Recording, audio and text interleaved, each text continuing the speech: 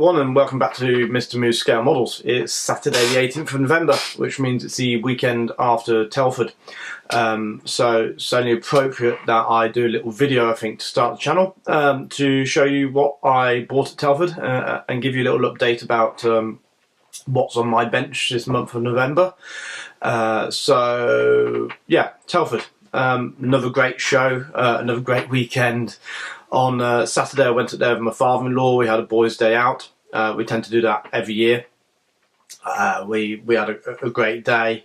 Bought a couple of things, not too much on Saturday, but no, had a great bimble around the place. Really enjoyed it. Pretty much stayed to the end of the day. Had some nice chats with various people from various SIGs and group builds, notably like the Coastal Command SIG. Had a nice chat with, well, a brief chat on Saturday with Phil over at the Floyd Models stand, and yeah, just a great little show, bibbling around, and really enjoyed it. Then on Sunday, I went back up there, and the wife came with me. Now, my wife, she doesn't do scale models.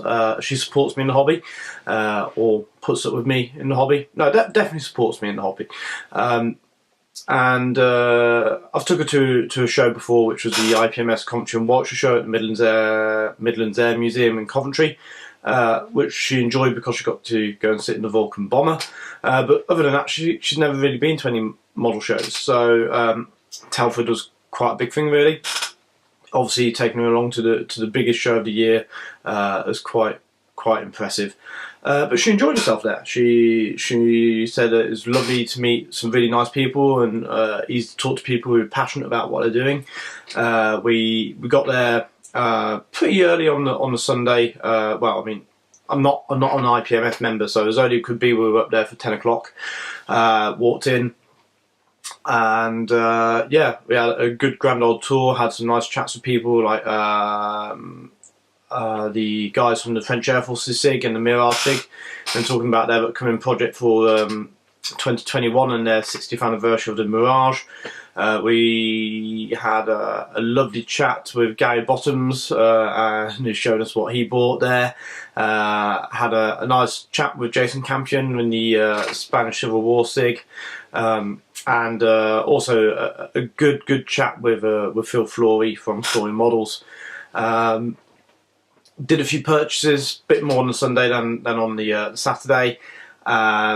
Spent too much money as always, and it wasn't just myself who's buying, because even my wife decided that she was going to pick up the kit to give it a go. And she showed that to Phil from Floyd Models, and he's quite encouraging and supportive of her. Yeah, so it'd be nice to maybe for her to give it a go, and you know, if she enjoys it, who knows, she might start building a few more kits. I doubt it, but we'll see.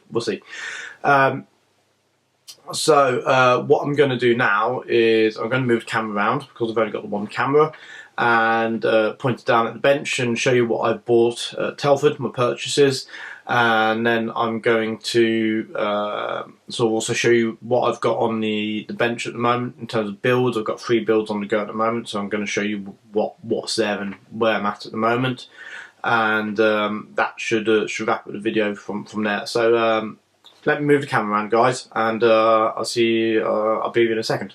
So I'm going to start first of all with the aftermarket bits and bobs that I purchased at Telford.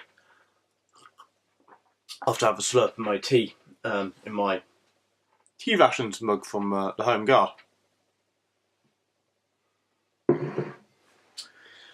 So, firstly, I got some stuff pre-ordered from Hannants because they do quite a good deal. And the first thing I had was these extra Killix RAF Red Bomber serials and codes, so I can do my own squadrons for various RAF bombs from the Second World War.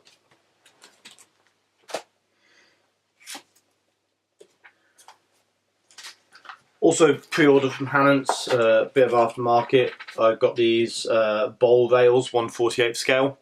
That's to hopefully fit onto a Revell Tornado GR4 I have, to bring it a bit more up to date. And I also have these Armour Hobby. Let's see what we can get to focus. There we go. Armour Hobby F16 pylons for a Tamiya 1 to 7 second kit. So that's what I had on pre-order. And then around the show I managed to pick up a few things. Got a couple of mask sets. I got Eduard's mask for the Sea King HG4 72nd scale, which I'm hoping I'll be able to use for my HAR3 RA version. I've also got this mask set for Lancaster Mark 1 Mark 3 from Revell. For a very cheap and cheerful deal, I picked up these 3 masks. They're 50p each. They're the older Eduard masks, the vinyl style. I haven't used them, but I'm assuming they'd work. And at 50p each, you can't complain if you don't.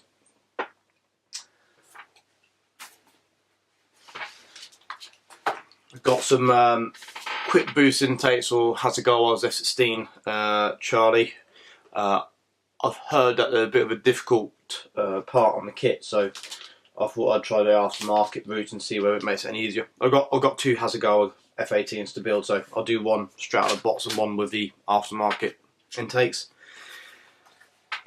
I got this lovely little conversion kit from Whirlybird. I've been after this for a little while. Well, they've been saying they're going to bring it out, and I've been looking forward to when they were going to bring it out for 2 reasons. One, I've already built an ECU 135 from Revell in 72nd, and I really enjoyed it. It's the first helicopter I have built.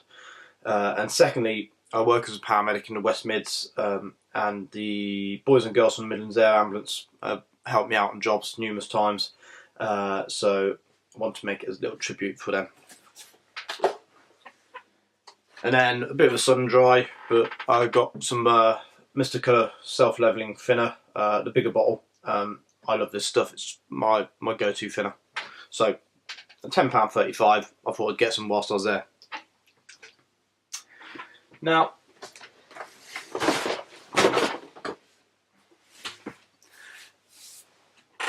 kit-wise, I didn't buy too many kits. I bought a few, but I didn't go mad. This isn't really kits, more still the aftermarket route. And this here is the Hasegawa weapon set. This is the number 7. It's the JDAMs, JSOs, and some ECMM pods and lantern pods. I find these a great addition to have to stash. If you build an aircraft and you want to modify the base ordnance, it allows you to do that without paying the premiums of resin, aftermarket bits and bobs.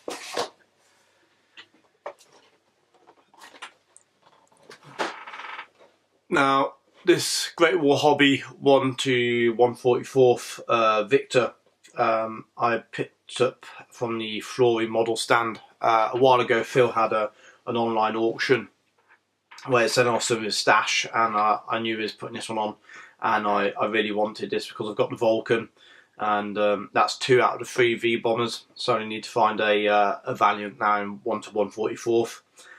So if anybody's got any ideas on that, please leave a little comment below for me.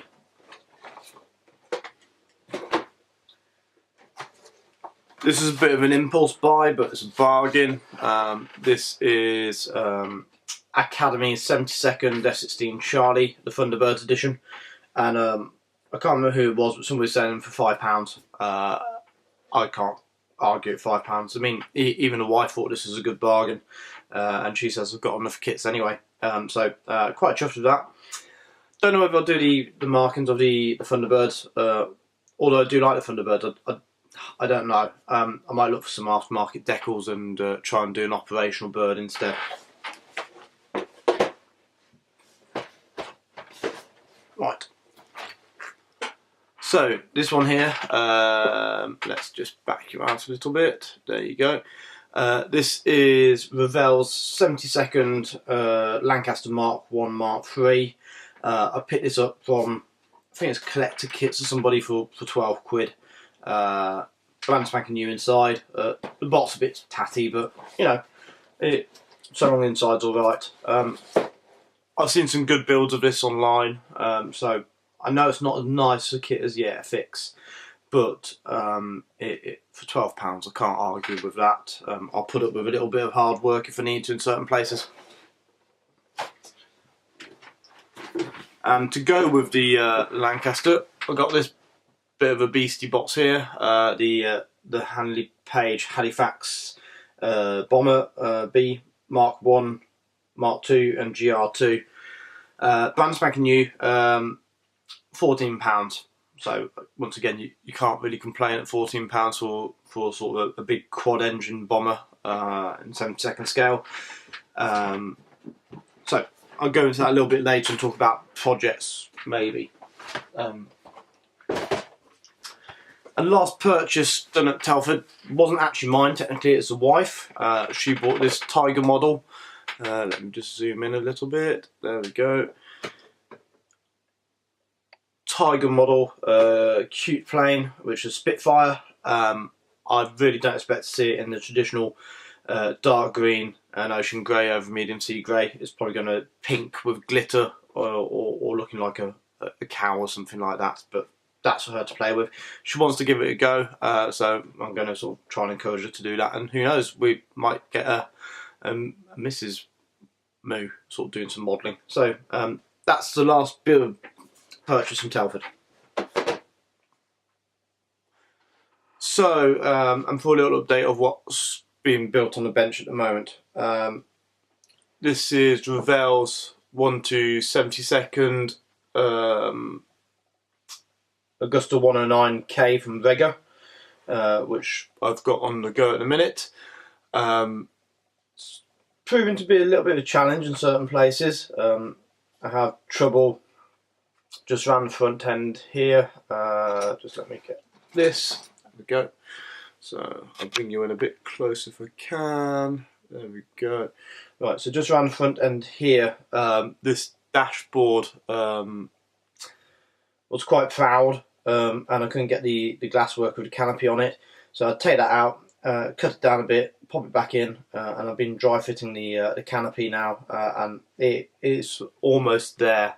But yeah, that's a bit of a challenge.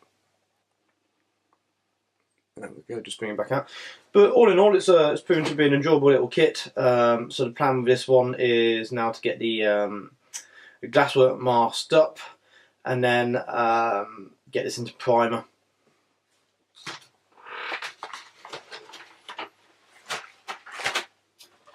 The next one on the bench at the moment, which I really need to get going with a bit faster, and I'm going to be doing some of that this weekend, is Airfix's 72nd Harrier GR1. I'm building this for the Brit 72nd group build on Facebook run by Tim Hedworth. So the plan at the moment for this weekend, we need to do a little bit of filling under here in the wing joint. I'll just try and bring you in a bit closer so we can see this. There we go. I don't know whether that's going to be able to be seen properly about there. There you go. You can just see in the just there. There's quite a nasty gap. So we need to get those filled, and I need to sort out this seam line here along the bottom of the fuselage. And the top's alright actually. I'm quite happy the way the top's gone together. So that's the plan there. Just bring it back out. There we go. So the plan with that one is to do a bit of work on that this weekend. I'd like to get it in primer by the end of the weekend, and who knows, maybe get the light aircraft grey underneath.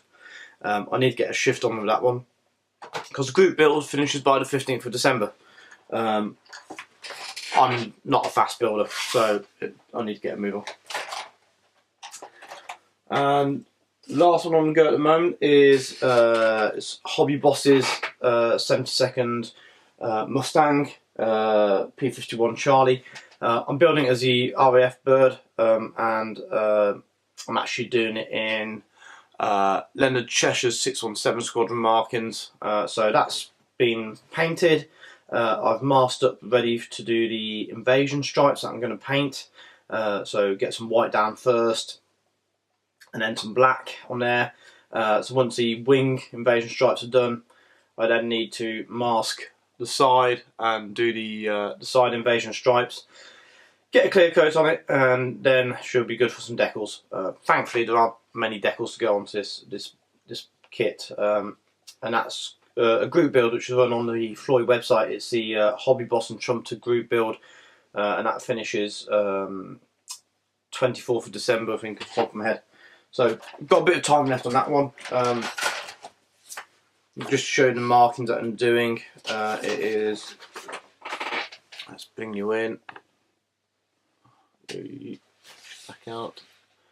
These ones here. So the North American Mustang 3, Leonard Cheshire, Winker model Leonard Cheshire. So yeah, I think it's lovely looking markings for the Mustang. So guys, there you have my post Scale Model World update and November build updates. Really enjoyed Scale Model World, always do. Looking forward to next year. Hopefully I'll get there next year as well. And yeah, need to get a bit of a shifty on with the Airfix Harrier GR1. So that's my plan for the weekend.